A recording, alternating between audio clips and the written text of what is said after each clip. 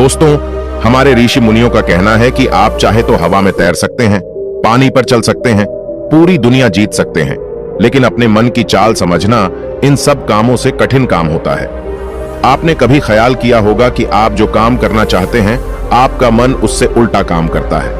उदाहरण के लिए, अगर आप सिगरेट पीना छोड़ना चाहते हैं, आप खुद से दृढ़ निश्चय भी लेते हैं, लेकिन कुछ ही समय बाद आपका मन आपको खींचकर वापस उसी सिगरेट के पास लाकर खड़ा कर देता है। और ये बात सिर्फ सिगरेट पर लागू नहीं होती। हमारे जीवन में, हम सबके जीवन में बहुत सारे ऐसे काम होते हैं, ऐसी आदतें होती हैं जिन्हें हम छोड़ना चाहते हैं, लेकिन हम चाहकर भी उन आदतों को छोड़ नहीं पाते हैं। लेकिन अगर हम प्रयास करके अपने मन के दृष्टा बन जाते हैं, उसके साक्षी बन जाते हैं, तो हम अपने मन की चाल को पकड़ सकते हैं। और अगर एक बार हमें अपने मन की चाल पकड़ में आ जाए, तो फिर हम कोई भी आदत छोड़ सकते हैं, या फिर इसके उलट कोई भी आदत अपना सकते हैं, जैसे कि ब्रह्म मुहूर्त में उठने की, या फिर कोई भी ऐसा काम जिसे करने में हमें आलस्य आता है, क्योंकि हमारी आदतों के पीछे मूलभूत बिंदु हमारा मन ही होता है, और हम उसे ही नजरअंदाज करके चलते रहते हैं, और बाद में पछताने के सिवाय हमारे पास कोई चारा नहीं बचता। आज की जो बौद्ध कहानी मैं आपको सुनाने जा रहा हूं, उसमें आपको कुछ ऐसे तरीके पता चलेंगे जिससे कि आप अपने मन की चाल को भली भांति पकड़ सकते हैं, उसको जान सकते हैं, उसका निरीक्षण कर सकते हैं, और उसके बाद अपनी आदतों में बदलाव कर सकते हैं। एक बार एक शिष्य एक गुरु के आश्रम में शिक्षा ग्रहण करने के लिए आया हुआ था। वो शिष्य अपने गुरु की बात कम सुनता था, लेकिन अपनी बात बताने में वो बहुत उत्सुक रहता था। एक दिन गुरु ध्यान पर चर्चा कर रहे थे। ध्यान किस प्रकार किया जाता है और ध्यान का क्या महत्व होता है, इसी पर चर्चा चल रही थी। आश्रम के सभी शिष्य मौन होकर अपने गुरु की बातों को सुन रहे थे। गुरु उनको समझा रहे थे कि आप किसी भी प्रकार का ध्यान करते हो, लेकिन ध्यान की गहराइयों में जाने के लिए आपको अपने मन के अंदर प्रेम जागृत करना होगा। ध्यान करते समय आपको निरंतर अपने मन का निरीक्षण करना होगा कि आपके मन के अंदर किस प्रकार के विचार आते हैं। गुरु अपनी बात पूरी कर पाते, इससे पहले ही वो वाचाल शिष्य बीच में ही बोल पड़ा। उसने कहा, गुरुजी, मैं बहुत दिनों से अपने मन का निरीक्षण कर रहा हूं। मैं हर आने जाने वाले विचार को बड़ी गहराई से देखता हूं, समझता हूं, लेकिन उसके बावजूद मेरे मन की आदतों में कुछ बदलाव नहीं आ रहा है। मैं अक्सर सुबह देरी से उठता हूं, और रोज रात को मैं यही सोचकर सोता हूं कि मैं सुबह जल्दी उठूंगा, जल्दी उठकर ध्यान करूंगा, अपने मन का निरीक्षण करूंगा, लेकिन मैं ये कर नहीं पाता हूं। मैंने अपने साथी शिष्यों से भी इस बारे में चर्चा की, लेकिन उनके पास भी इसका कोई जवाब नहीं है। इस आश्रम में कोई एक दूसरे से बात ही नहीं करना चाहता। सब लोग चुपचाप रहते हैं, कोई चर्चा नहीं होती। ऐसे हम अपने मन को कैसे समझ पाएंगे, उसका निरीक्षण कैसे कर पाएंगे? जब तक हम अपने मन के विचारों का, अपने मन की आदतों का एक दूसरे के सामने जिक्र नहीं करेंगे, उसकी चर्चा नहीं करेंगे, उस पर बहस नहीं करेंगे, तब तक हम चुप रहकर अपने मन को कैसे समझ पाएंगे? कृपया करके इन सभी शिष्यों को समझाने की कृपा करें कि कम से कम एक दूसरे से अपने मन की बात साझा तो करें। उनके मन में क्या विचार चलते हैं, ध्यान में उनके अंदर क्या बदलाव आता है, वो क्या महसूस करते हैं। ध्यान करते वक्त कम से कम आश्रम में इन बातों की तो चर्चा होनी चाहिए। गुरु ने उस वाचाल शिष्य से पूछा कि तुम दूसरों के मन की बात क्यों जानना चाहते हो? उससे तुम्हारा क्या फायदा होगा? क्या तुम्हें आत्मनिरीक्षण करने के लिए दूसरे के मन के विचार जानना जरूरी है? उनके मन में क्या चलता है, इससे तुम्हारा क्या फायदा होगा? क्या तुम मुझे इस बात का उत्तर दे सकते हो? वह वाचाल शिष्य ने अपने गुरु से इस प्रकार के उत्तर की अपेक्षा नहीं की थी। उसने सोचा कि बात तो गुरुजी ठीक कह रहे हैं, इससे मेरा क्या फायदा होगा? अगर मैं दूसरे के मन की बात जान भी लूंगा, या फिर दूसरों के सामने अपने मन की बात बता भी दूंगा, तो उससे मेरा क्या फायदा होगा? क्या मैं अपने मन को समझ पाऊंगा? शिष्य अपने ही द्वारा किए गए प्रश्न में उलझ चुका था। उसके पास इसका कोई उत्तर नहीं था, लेकिन फिर भी उसने दूसरे शिष्यों के सामने अपनी बात को ऊंचा दिखाने के लिए गुरुजी से कहा कि गुरुजी, अगर हमें यह पता चल जाएगा कि दूसरे के मन में क्या विचार चलते हैं और उन विचारों का वो ध्यान में जाकर किस प्रकार निरीक्षण करते हैं, तो इससे तो हमें भी ध्यान लगाने में आसानी रहेगी। हम भी अपने ध्यान में उसी प्रकार अपने विचारों का निरीक्षण कर पाएंगे, अपने मन को समझ पाएंगे। क्या आपको नहीं लगता कि गहरा ध्यान लगाने के लिए किन बातों का ध्यान रखा जाए, किस प्रकार अपने मन का निरीक्षण किया जाए? इस बात की चर्चा करने से दूसरे शिष्यों का भी भला हो सकता है। गुरुजी ने उससे पूछा कि मान लो कोई शिष्य गहरा ध्यान लगा पाता है, और अगर वो तुम्हें अपनी मनोदशा बता भी दें कि किस प्रकार वो अपने मन का निरीक्षण करता है, अपने विचारों का निरीक्षण करता है, तो तुम्हें क्या लगता है कि यह जानकर तुम भी गहरे ध्यान में उतर पाओगे?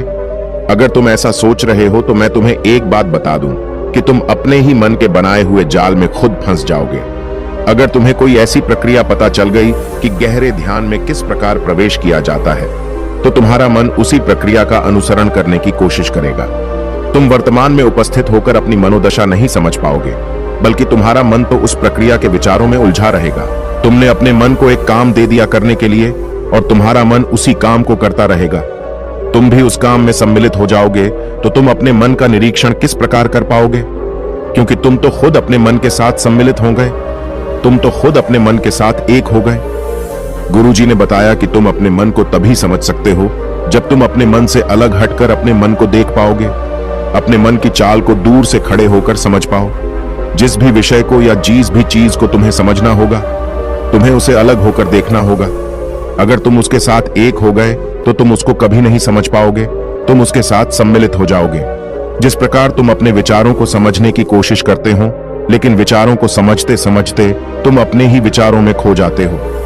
कभी अनुभव किया है तुमने? शिष्य ने हाँ में सर हिलाते हुए कहा कि गुरुजी, जब भी मैं अपने विचारों का निरीक्षण करने लगता हूं तो ऐसा ही होता है, मैं अपने ही विचारों में खो जाता हूं। कुछ समय बाद मुझे ध्यान में आता है कि मैं अपने विचारों का निरीक्षण कर रहा था, तो उसके बाद मैं फिर से अपने विचारों का दृष्टा बन जाता हूं, उनका साक्षी बनने की कोशिश करने लगता हूं। लेकिन कुछ समय बाद मैं फिर से अपने विचारों के साथ एक हो जाता हूं। गुरुजी ने सभी शिष्यों को समझाते हुए कहा कि जिस प्रकार एक गुस्से से भरा हुआ आदमी तभी भी अपने गुस्से का निरीक्षण नहीं कर पाता, क्योंकि वो खुद अपने गुस्से के साथ एक हो जाता है। वो अपने गुस्से को ही अपना अस्तित्व मान लेता है और इसीलिए वो ये कभी नहीं देख पाता कि ये गुस्सा उसके मन को किस प्रकार प्रभावित कर रहा है, किस प्रकार ये गुस्सा उसके मन को दुखी कर जाएगा। वो कभी नहीं देख पाएगा, क्योंकि उसके पास वो कला नहीं है कि वो अपने गुस्से को अपने से अलग करके देख पाए।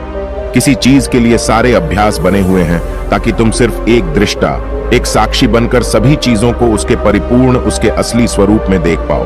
और जब तुम सभी चीजों का, सभी विचारों का असली स्वरूप देख लेते हो, तब तुम्हें उसकी अनित्यता पता चलती है। तब तुम्हें पता चलता है कि ये सब आने जाने वाली चीजें हैं, लेकिन चेतना, कॉन्शियसनेस, वो हमेशा इंसान के साथ रहती है। वो दृष्टा, वो साक्षी जो उसको देख रहा है, वो हमेशा जीवित रहता है, वो कभी नहीं मरता, वो नित्य है और वही चेतना होती है। चेतना किसी भी चीज से कभी भी बंधी हुई नहीं होती। चेतना तुम्हारा होश है। दूसरी चीजों को उनके स्वरूप में देख पाने की कला तुम्हें तुम्हारी चेतना से ही मिलती है। जितनी प्रकार तुम्हारी चेतना होगी, उतने ही अच्छे तरीके से तुम चीजों से अलग हटकर उनको देख पाने में सक्षम हो पाओगे। इसलिए अपनी चेतना को ऊपर उठाने का काम करो, ताकि तुम अपनी चेतना से किसी भी चीज का असली स्वरूप देखने में सक्षम हो पाओ। शिष्य ने पूछा कि गुरुदेव, आपकी बातें कुछ कुछ तो समझ में आ रही हैं, लेकिन एक बात समझ में नहीं आई कि अपनी चेतना को ऊपर उठाने के लिए, अपने आप को ज्यादा होश में रखने के लिए हमें क्या करना होगा। इस पर चर्चा करते हुए गुरु ने बताया कि तुम मौन होकर, चुप होकर सिर्फ अपने विचारों को, अपने मन की प्रक्रियाओं को, अपने अनुभवों को देखना शुरू करो। तुम्हारे अनुभव आते हैं, तुम्हारे अनुभव चले जाते हैं, वो अनित्य है, वो हमेशा हमारे साथ नहीं रहने वाले, लेकिन हमारा मन उन्हीं अनुभवों को पकड़ने की कोशिश करता रहता है। जब तुम्हें कोई अच्छा अनुभव होता है तो तुम्हारा मन चाहता है कि तुम्हें बार बार वही अनुभव हो, और उसी अनुभव को लेने के चक्कर में तुम्हारा मन तुम्हें फंसाता चला जाता है। तुम्हारी चेतना तुम्हारे मन के अधीन हो जाती है, वही होता है। एक सिगरेट पीने वाले के साथ वही होता है, एक शराब पीने वाले के साथ वही होता है, हर बुरी आदत अपनाने वाले के साथ, कि उसकी चेतना उसके मन की गुलाम हो जाती है। अगर तुम अपनी चेतना को अपने मन से आजाद करना चाहते हो तो सबसे पहले मौन रहना सीखो, चुप रहना सीखो। तुम्हारे ज्यादा बोलने की आदत, दूसरों से उनके अनुभव सुनने की आदत तुम्हारे मन को और ज्यादा भर देगी। लेकिन अपनी चेतना को आजाद करने के लिए तुम्हें अपने मन को खाली करना सीखना होगा। जब तुम अपने मन को खाली करोगे, तब तुम्हें अपनी चेतना का असली स्वरूप दिखाई देगा। तब तुम्हें पता चलेगा कि मौन रहकर, चुप रहकर अपनी चेतना को कैसे ऊपर उठाया जाए, कैसे हमेशा चैतन्य रहा जाए। चैतन्य रहना ही हमारा असली स्वरूप होता है, लेकिन हम उसे भूल चुके हैं अपने मन के अधीन होकर। इसीलिए अपनी चेतना को अपने मन से छुटकारा दिलाना होगा। इसके लिए तुम चुप रहकर अपने मन के विचारों को देखना शुरू करो, उसके अनुभवों को महसूस करना शुरू करो। जब तुम अपने मन के साक्षी हो जाते हो अपने मन के दृष्टा हो जाते हो, उसे देखने वाले हो जाते हो, तब तुम्हें पता चलता है कि तुम्हारे मन में एक विचार जाता है तो दूसरा आ जाता है, दूसरा जाता है तो तीसरा जाता है, और इस प्रकार जिस तरह सड़क पर भीड़ चल रही होती है, लोगों का हुजूम चल रहा होता है। एक आदमी जाता है तो दूसरा आता है, दूसरा जाता है तो तीसरा आता है। उसी प्रकार हमारे मन की भूमि में अनेकों अनेक विचार आते और जाते रहते हैं, लेकिन धीरे धीरे हम उनसे जुड़ते नहीं हैं, उनके साथ बहने नहीं लग जाते, उनके साथ खो नहीं जाते, बल्कि उनको साक्षी होकर बस देखते रहते हैं। और देखते देखते धीरे धीरे वे सभी विचार विलीन होने लगते हैं, और उसके बाद हमारे मन की भूमि पूरी तरह से अपने चैतन्य होने का पता चलता है। हमें पता चलता है कि हमारी चेतना ही हमारा असली आनंद है, वही हमारा स्वरूप है, और उसके लिए अपने मन की भूमि से खरपतवार हटाने जरूरी होती है। उसके लिए मेहनत नहीं करनी, बस उन विचारों को देखते रहना है। एक विचार जाता है तो दूसरा आता है, दूसरा जाता है तो तीसरा आता है। बस देखते रहो, साक्षी बने रहो, दृष्टा बने रहो, और देखते देखते वो विचार विलीन हो जाते हैं। लेकिन इसके लिए तुम्हें चुप रहकर अभ्यास करना होगा, चुप रहकर विचारों का आत्मनिरीक्षण करना होगा, अपने मन की भावनाओं को समझना होगा। कब तुम्हें गुस्सा आता है, कब तुम्हें खुशी होती है, उसे अलग खड़े होकर देखना होगा।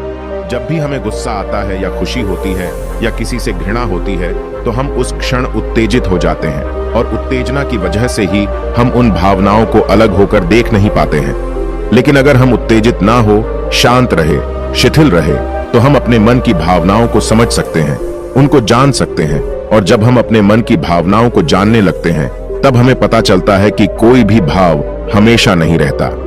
एक भाव जाता है तो दूसरा चला आता है। खुशी हमेशा नहीं रहती, दुख हमेशा नहीं रहता, गुस्सा हमेशा नहीं आता, गिरना हमेशा नहीं होता है। जब इन बातों को हम समझने लगते हैं, तो ये सारे भाव हमारे अंदर से विलीन होने लगते हैं, और सिर्फ एक प्रेम, एक आनंद हमारे अंदर बच जाता है। उसे ही हम परमानंद कहते हैं, और वही हमारा असली स्वरूप होता है। इसीलिए अपने मन की चाल में तुम खुद मत फंस जाना। अपने मन की चाल को दूर खड़े होकर बस देखते रहना, और देखते देखते उस चाल में तुम्हारा मन पूरी तरह से विलीन हो जाएगा। और जब कोई मन नहीं बचेगा, तभी हम हर चीज में अपना मन लगा सकते हैं, हर काम को पूरे ध्यान पूर्व कर सकते हैं। असल में मन का विलीन होना ही ध्यान में प्रवेश होता है। जब तक हमारा मन हावी होता है, तब तक हम ध्यान में प्रवेश नहीं कर पाते, क्योंकि हमारा मन करेगा तब हम ध्यान करेंगे, और जब हमारा मन नहीं करेगा तब हम ध्यान नहीं करेंगे, और ऐसा हर काम में लागू होता है।